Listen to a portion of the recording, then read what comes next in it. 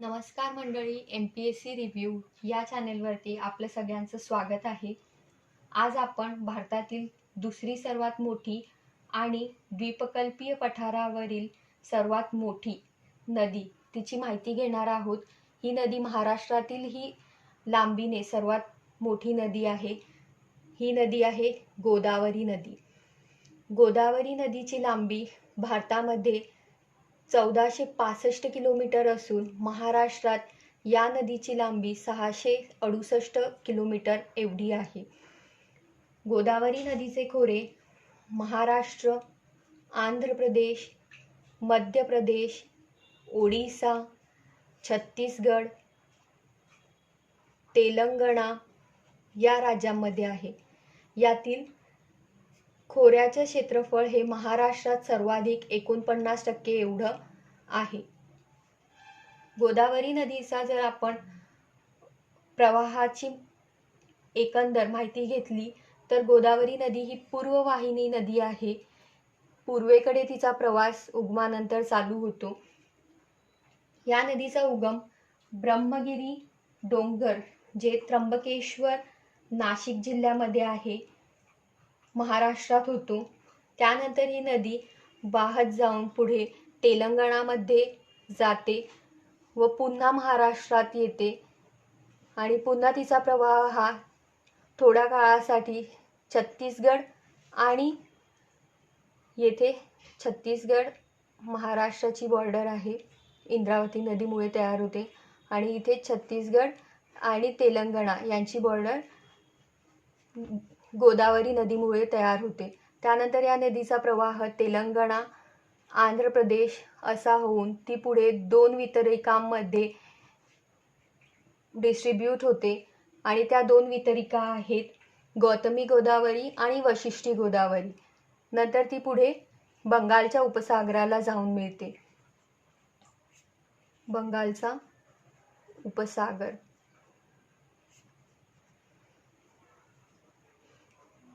आता आपण या नदीचा महाराष्ट्रापुरता जर विचार केला तर महाराष्ट्रामध्ये या नदीचं क्षेत्र हे सातमाळा अजिंठा डोंगररांग आणि हरिश्चंद्र बालाघाट डोंगररांग या दरम्यान आहे. सातमाळा अजिंठा डोंगररांगेमुळे तिचं क्षेत्र हे तापी नदीपासून विभक्त झालेलं आहे आणि हरिश्चंद्र बालाघाट डोंगररांगामुळे ती भीमा नदीपासून विभक्त झाली आहे. म्हणजेच हरिश्चंद्र बालाघाट आणि सातमाळा अजिंठा डोंगररांगा या येथे जलविभाजकाचं काम करतात. येथे आपला सह्याद्री जो सर्वात मोठा जलविभाजक आहे महाराष्ट्रातील तो आहे. आता नदीचा उगम हा त्र्यंबकेश्वर, ब्रह्मगिरी डोंगर, नाशिक येथे झाल्यानंतर तिला पहिले आपण उजव्या तीरावरील उपनद्या पाहू आणि नंतर डाव्या तीरावरील उपनद्या पाहू. तर उजव्या तीरावरून तिला सर्वात पहिले येऊन मिळणारी नदी आहे दारणा नदी. त्यानंतर प्रवरा ही नदी अहमदनगर या जिल्ह्यातून उगम पावते ही नदी. ती येऊन टोके या ठिकाणी गोदावरीला मिळते. गोदावरीचा हा प्रवाह अहमदनगर मध्ये सुद्धा आहे, कोपरगाव या तालुक्यामध्ये. प्रवरा ही टोके येथे गोदावरीला मिळण्या अगोदर तिला मुळा ही तिची उपनदी येऊन मिळते. यांचा संगम हा नेवासे येथे होतो. त्यानंतर ढोरा आणि किन्हा या तिच्या आणखीन उपनद्या आहेत. पुढे आपण हा प्रवाह जो आहे तो तिचा औरंगाबाद आणि अहमदनगर या सीमेवरील आहे. यानंतर नदीचा प्रवाह हा औरंगाबाद आणि बीड या दोघांमधील सीमा ठरविण्यासाठी होतो. पुढे गेल्यानंतर ही नदी जालना आणि बीड या 2 जिल्ह्यांची सीमा ठरवते. तिला बीडमध्ये मिळणारी उपनदी आहे सिंदफणा. सिंदफणाला मिळणाऱ्या तिच्या उपनद्या आहेत बिंदुसारा. बिंदुसारा या नदीच्या काठावरती बीड हे शहर वसलेलं आहे. पुढे मणिकर्णिका, कुंडलिका या सिंदफणा नदीच्या उपनद्या आहेत. सरस्वती, वाण, नंतर पुढे ती परभणी येथे जाते. परभणीतून ती पुढे जात असताना नांदेड येथे, आता आपण उजव्या तीरावरील पाहतोय, तर नांदेड येथे प्रवेश केल्यानंतर तिला उजव्या तीरावरून तिची येऊन मिळणारी सर्वात मोठी उपनदी आहे मांजरा नदी.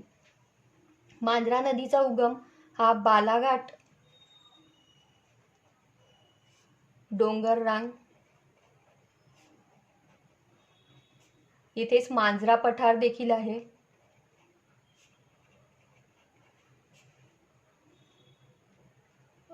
बीड या जिल्ह्यामध्ये होतो.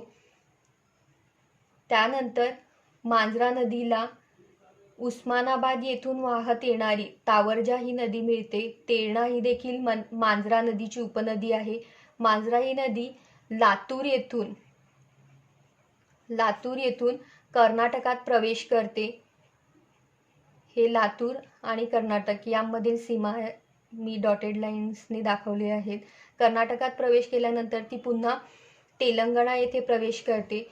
त्यानंतर ती महाराष्ट्रात पुन्हा प्रवेश करते. अशा प्रकारे ती महाराष्ट्रातून एकदा बाहेर निघते आणि पुन्हा ती महाराष्ट्रात प्रवेश करते.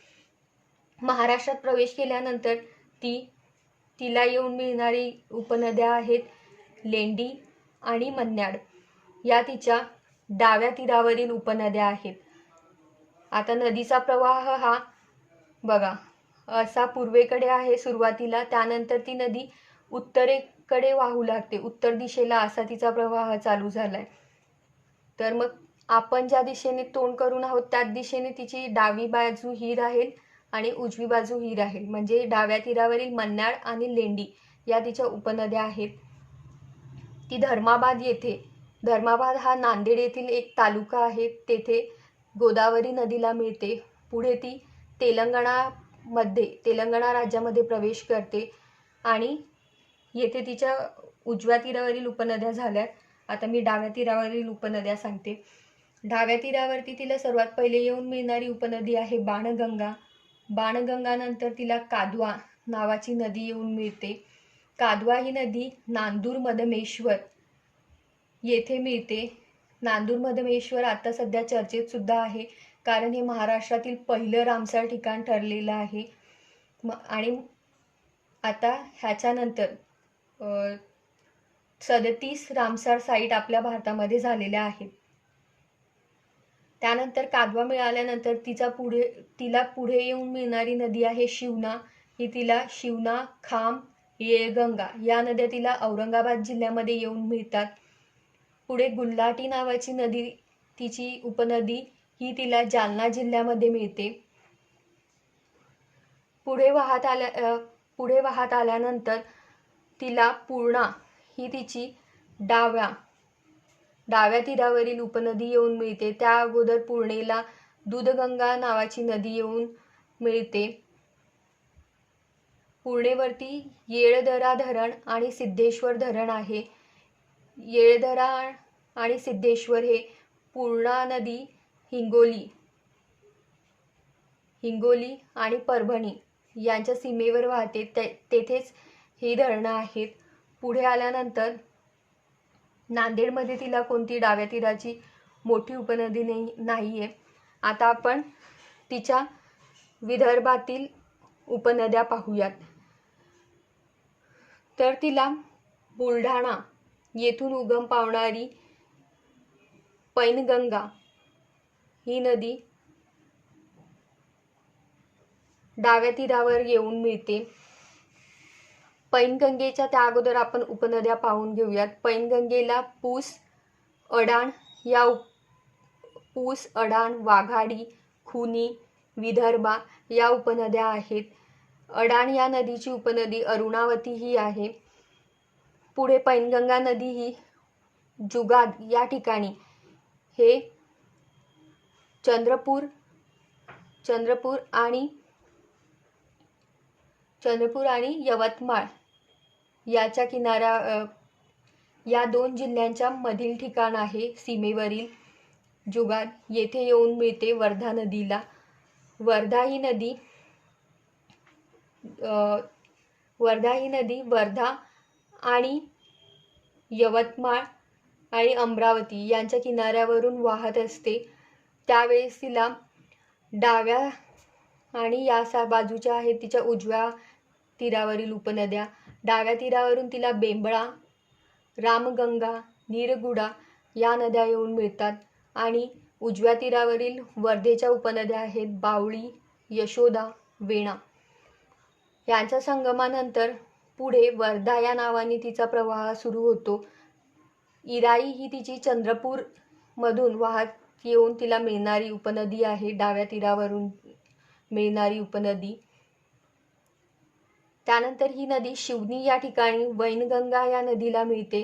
आता आपण वैनगंगा नदीची माहिती घेऊयात. वैनगंगा ही नदी मध्य प्रदेश येथे उगम पावते. त्यानंतर तिचा प्रवाह ही दक्षिण वाहिनी नदी झाली.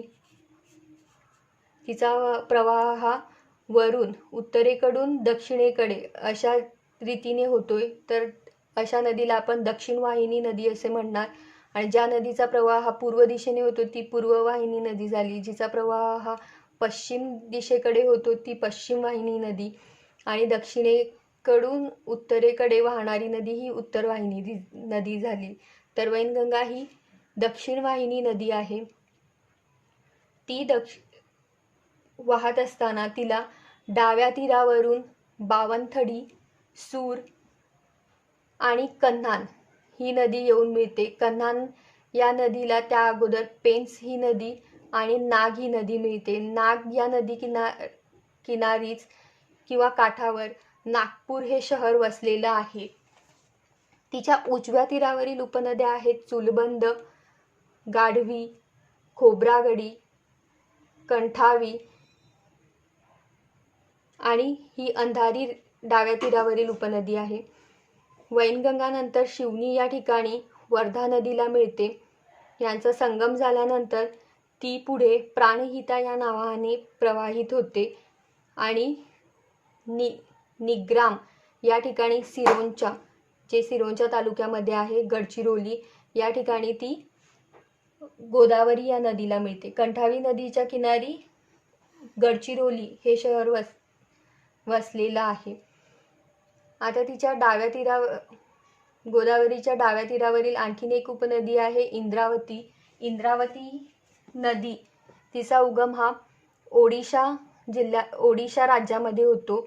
ओडिशामधून ती नंतर छत्तीसगडमध्ये प्रवेश करते. छत्तीसगडमध्ये आल्यानंतर तिच्यावरती चित्रकूट नावाचा बस्तर येथे धबधबा आहे. तो भारतातील सर्वात लांबीचा असा वायडेस्ट रुंद असा धबधबा आहे. त्याला म्हणून भारताचा नायगरा फॉल्स म्हणून सुद्धा ओळखलं जातं.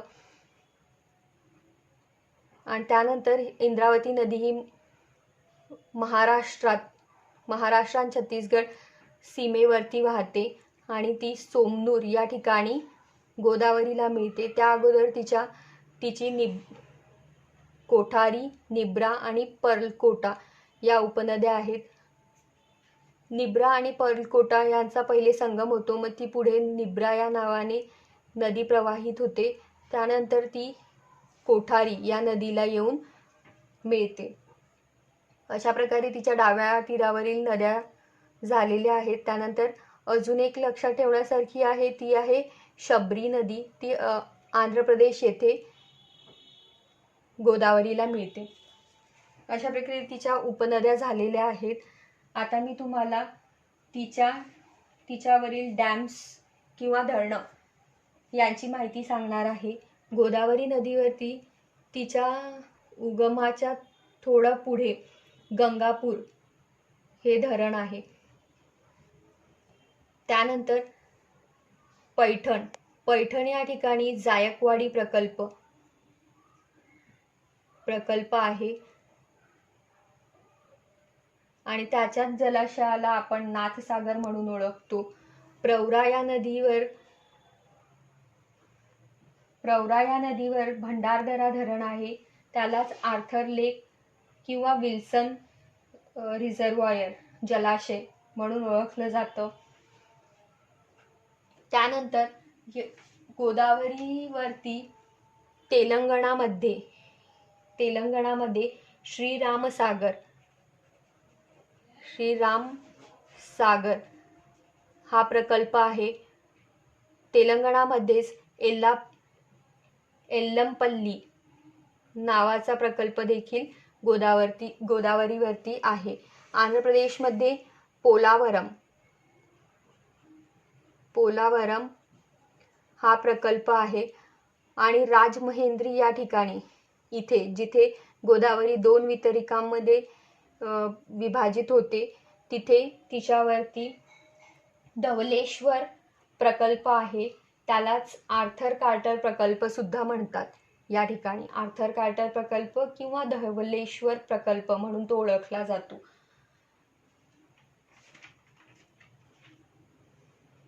आता इथे नांदेड येथे एक सांगायचा राहिला, तो आहे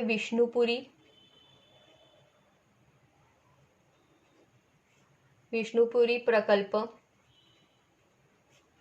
हा जो धरण आहे हा जायकवाडी ही धरणं महाराष्ट्राचे 5वे मुख्यमंत्री शंकरराव चव्हाण यांच्या काळात बांधून झालेली आहेत.